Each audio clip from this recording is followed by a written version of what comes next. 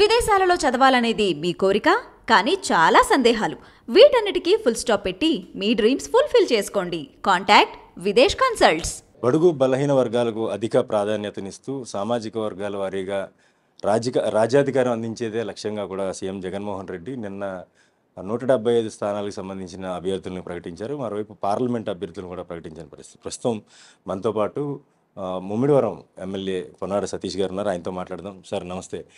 మొత్తం 175 ప్లస్ 25 200 సీట్లలో చూసుకుంటే దాదాపుగా 100 సీట్లకు పైగా ఎస్సీ ఎస్టీ బీసీ మైనారిటీలకు ఇచ్చారు సార్. మీరు కూడా ఒక వెనుకబడిన వర్గానికి సంబంధించినటువంటి ఎమ్మెల్యేగా ఉన్నారు. ఎట్లా సార్ ఇటువంటి పరిస్థితులు గతంలో ఎప్పుడన్నా చూసారా? మీరు కూడా సుదీర్ఘకాలంగా రాజకీయాల్లో ఉన్నారు. ఇటువంటి పరిస్థితి ఎప్పుడన్నా చూసారా? స్వతంత్రం వచ్చిన తర్వాత అనేక పార్టీలు ఈ భారతదేశంలో పరిపాలన చేసిన అనేక రాష్ట్రాల్లో, ముఖ్యంగా ఆంధ్రప్రదేశ్లో కూడా అనేక మంది ముఖ్యమంత్రులు వచ్చారు. కానీ జగన్మోహన్ రెడ్డి గారిలాగా సామాజిక న్యాయం అంటే ఇప్పటి వరకు రాజ్యాధికారం చూడనటువంటి కొన్ని కులాలకి ఇవాళ పెద్దపీట వేస్తూ, ఇవాళ అనేక చేతి వృత్తుల మీద ఆధారపడ్డ కులాలందరికీ కూడా సమన్యాయం చేస్తూ, ఇవాళ అందరికీ కూడా ప్రాతినిధ్యం ఇస్తూ సుమారు 48 మందికి ఇవాళ బీసీలకి, ముఖ్యంగా బీసీలకి సీట్లు ఇవ్వడం అంటే ఇది నిజంగా ఒక చరిత్రకి శ్రీకారం చుట్టాడు. ఇవాళ అతి సామాన్యుడికి కూడా ఇవాళ ఒక ఎమ్మెల్యే స్థాయి ఇవాళ ఇచ్చి మా అందరికీ కూడా ఇవాళ ఒక గౌరవాన్ని తీసుకొచ్చిన జగన్మోహన్ రెడ్డి గారిని చరిత్ర ఇప్పుడు గుర్తుంచుకుంటుంది. ఇవాళ ఏదైతే జగన్మోహన్ రెడ్డి గారి నమ్మకం ఏదైతే ఉందో, ప్రజలకు మనం నేరుగా మంచి చేసాం, ఎక్కడా అవినీతి లేదు, నిష్పక్షపాతంగా పార్టీలకు అతీతంగా ఇవాళ మనం ఏదైతే మంచి చేసామో మంచి ఖచ్చితంగా మమ్మల్ని గెలిపిస్తుంది. అందుకనే అంటున్నాడు ఆయన 175కి 175 సీట్లని. ఇవాళ ప్రజల్లో కూడా, ముఖ్యంగా ప్రజల్లో నాయకుడితో సంబంధం లేకుండా ప్రజలందరూ స్వచ్ఛందంగా ఇవాళ ఓటు వేయడానికి, జగన్మోహన్ రెడ్డి గారికి ఓటు వేయడానికి నిజంగా వాళ్ళందరూ ఎదురు చూస్తున్నారంటే నిజంగా చాలా, అంటే ఇది ఒక చరిత్ర రాష్ట్రంలోనే. అంటే ఒక పక్క సంక్షేమం, ఒక పక్క ఇప్పటి వరకు వెనకబడిన వర్గాల వాళ్ళకి ఒక రాజ్యాధికారం అనే ఒక గౌరవాన్ని ఇస్తూ ఇవాళ రాష్ట్రంలో ఉన్న అందరికీ సమన్యాయం చేసినటువంటి జగన్మోహన్ రెడ్డి గారి పరిపాలన అనేది చరిత్రలో నిలిచిపోతుంది. ఇది అతిశయోక్తి అయితే కాదు సార్. అంటే మీ నియోజకవర్గానికి సంబంధించి ఇటీవల ఒక ఓఎన్జీసీకి సంబంధించిన పరిహారం అందించారు. ఆ సమయంలో కూడా మీ గురించి ప్రత్యేకంగా చెప్పారు జగన్మోహన్ రెడ్డి గారు. మీ నియోజకవర్గంలో ఎటువంటి పరిస్థితి ఉంది సార్? అంటే ప్రత్యేకంగా ఆయన మాటల్లో మీకు ఇక్కడ ఉన్నటువంటి సిచ్యువేషన్ ఏంటి?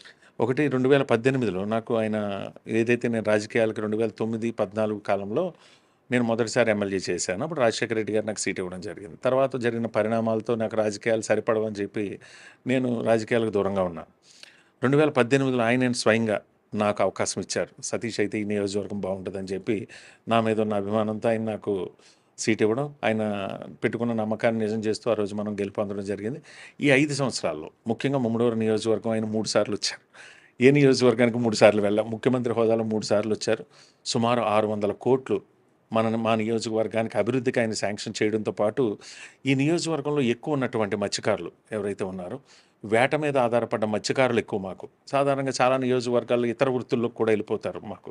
కానీ ముమ్మడివరం నియోజకవర్గంలో 99% కూడా వేట మీద ఆధారపడ్డ మత్స్యకారులు ఎక్కువ. ఎందుకంటే 3 మండలాలు మాకు సముద్ర తీర ప్రాంతం. దీనికి జగన్మోహన్ రెడ్డి గారు చేసిన మేలు జీవితాంతం మేము గుర్తుపెట్టుకుంటాం. ఎందుకంటే ఓఎన్జీసీ అనే సంస్థ నష్టపరిహారం ఇచ్చినట్లుగా ఎక్కడా దాఖలాలు లేవు. ఓఎన్జీసీ దేశంలో ఎక్కడా కూడా అనేక ప్రాంతాల్లో వాళ్ళు డ్రిల్లింగ్ ఆపరేషన్స్ చేస్తున్నారు. ఎక్కడా కూడా వాళ్ళు నష్టపరిహారం ఇచ్చిన దాఖలాలు లేవు.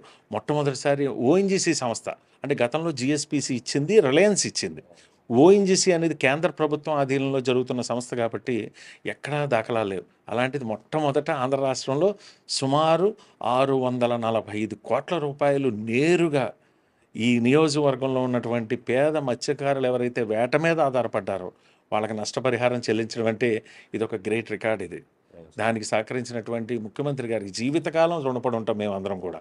ఇవాళ నా మాట నమ్మి ఈ ప్రాంతంలో నివసిస్తున్నటువంటి ఎవరైతే మత్స్యకారులకి ఆయన ఏదైతే నేను చేస్తున్నటువంటి పోరాటాన్ని గుర్తించి ఆయన ఓఎన్జీసీ అధికారులను ఒప్పించి వాళ్ళు ఇవ్వడం అంటే నిజంగా జగన్మోహన్ రెడ్డి గారు మా దృష్టిలో అయితే దేవుడి కింద సమానం. సార్, ముమ్మిడివరం నియోజకవర్గంలో చూసుకుంటే తీర ప్రాంతంలో మత్స్యవేట సాగించేటువంటి మత్స్యకారులతో పాటు ఇతర బీసీ కులాలు కూడా చాలా ఉన్నాయి. అయితే మీరు 5 ఏళ్ళుగా ఈ ప్రాంత ఎమ్మెల్యేగా పనిచేశారు.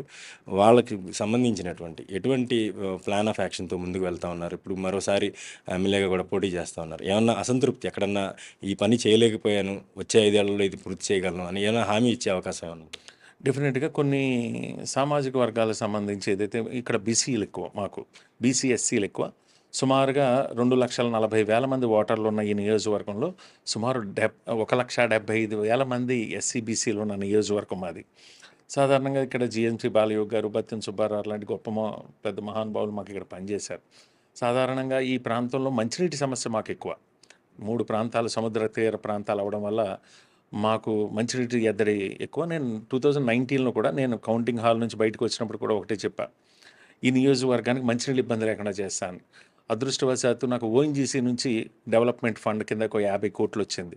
ఇదే సమయంలో రాష్ట్ర ప్రభుత్వం నుంచి కూడా నాకు జగన్మోహన్ రెడ్డి గారి నిధులు కేటాయించడం, అలాగే జేజేఎం ద్వారా, జల్ జీవన్ మిషన్ ద్వారా ఇవన్నీ కలుపుకుని సుమారు 200 కోట్ల రూపాయలతో ఇప్పటి వరకు మాకు ఓటు వేయని సామాజిక వర్గాల ప్రాంతాల్లో కూడా అభివృద్ధి చేశాం. సుమారు 120 వాటర్ ట్యాంకుల నిర్మాణం చేశా. ఇది రికార్డ్. ఇది 120 వాటర్ ట్యాంకుల నిర్మాణం పూర్తి చేసి అందుబాటులోకి తీసుకొచ్చి మంచినీళ్ళు ఇస్తున్నాం. ఇవాళ మామూలు విషయం కాదు. అలాగే గోగుల్లంక బ్రిడ్జ్ కావచ్చు, మూలపొలం బ్రిడ్జ్ కావచ్చు, శంకుస్థాపనలు అయితే చేశాం, కానీ అవి టెండర్లు ప్రక్రియ పూర్తి అవ్వకపోవడం వల్ల కొంత ఆలస్యం అవుతుంది. అది డెఫినెట్గా వచ్చే 5 ఏళ్లలో మళ్ళీ మన ప్రభుత్వం వస్తుంది. ఇక్కడ మళ్ళీ ఖచ్చితంగా వైఎస్ఆర్ కాంగ్రెస్ పార్టీ ఇక్కడ ముమ్మడివరంలో గెలవబోతుంది. ఏదైతే మనం అసంపూర్తిగా ఏదైతే ఆ పనులు ఏదైతే ఉన్నాయో డెఫినెట్గా మేము ఆ పనుల మీద దృష్టి పెట్టి ఖచ్చితంగా మేము పనులు పూర్తి చేస్తాం. అక్కడక్కడ కొన్ని రోడ్డు సమస్యలు కూడా ఉన్నాయి. డెఫినెట్గా వచ్చే 5 ఏళ్లలో సమస్యలు లేని నియోజకవర్గంగా జగన్మోహన్ రెడ్డి గారి పరిపాలనలో ఈ నియోజకవర్గాన్ని అభివృద్ధి చేస్తా. అయితే ఎమ్మెల్యే సతీష్ గారు చెప్తున్నట్టు ఓఎన్జీసీ వంటి సంస్థ నుంచి నష్టపరిహారం రాబట్టడం అనేది సామాన్యమైన విషయం కాదు. అటువంటి విజయాన్ని అందిపుచ్చుకోవడంలో ఎమ్మెల్యే గారు వెనుక సీఎం జగన్మోహన్ రెడ్డి ఉండి నిత్యం పర్యవేక్షిస్తూ కూడా వాళ్ళందరికీ ఇటీవలే నష్టపరిహారం అందించడం కూడా జరిగింది. మరోవైపు రక్షిత మంచినీటి సరఫరాకు పూర్తి స్థాయిలో ప్రణాళికాబద్ధంగా వెళ్ళడం వల్ల ఇప్పుడు ప్రతి గ్రామంలో కూడా రక్షిత మంచినీరు అనేది ఏర్పాటు చేయగలిగానని కూడా సతీష్ చెప్తా ఉన్నారు. ముమ్మిడివరం నుంచి నేను శ్రీధర్, ఐ డ్రీమ్ న్యూస్.